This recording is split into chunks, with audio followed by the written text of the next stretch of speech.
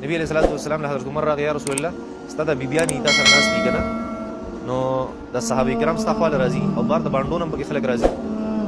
نو دوی خو نور ټیک دي پرده کې دي دا مخې ښکاري نو که دا مخې پټ پخه به نه وي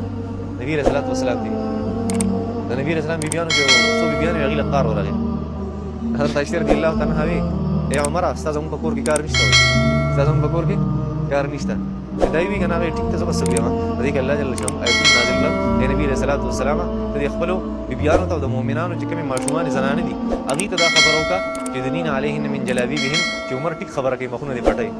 عمر ټیک خبره کوي مخونه دې پټوي ښه د عمر خبره ټیک ده بل آیت مبارکه نبی علیہ الصلوۃ والسلام مبارک طواف وکړه دا مقام ابراهیم کې دی عمر یا رسول الله دی مقام ابراهیم کې زړه کاته نفل نه کوو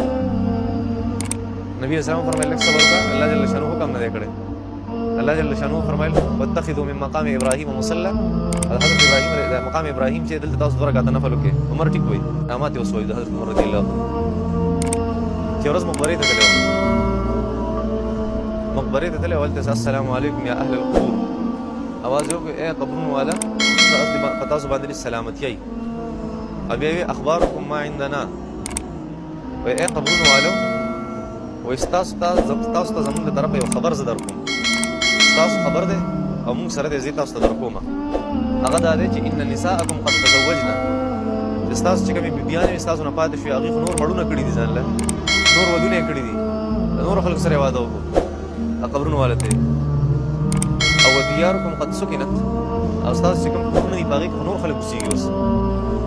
بیا دی و اموالکم قد قسمت او تاسو مالونه هغو تقسیم شوي دي په خلکو کې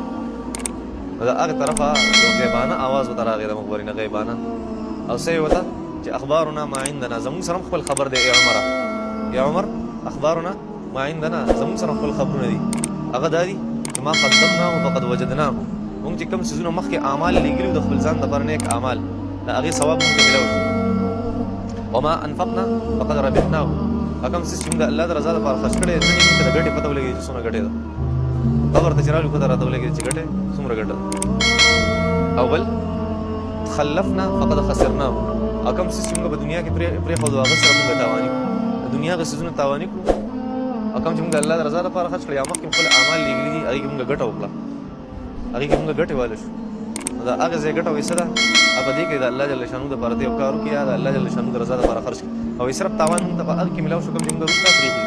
یو بل قبر دا د حضرت عمر رضي الله تعالی عنه کرامات خلکو اورېدلي وو د حضرت عمر اواز وکړه په مقبره کې یو غیبانه اواز ورته راغی یو نوجوان قبر حضرت عمر رضي الله تعالی عنه راغی که نه نوجوان قبر ته وی که نه ولمن خاف مقام ربه جنتان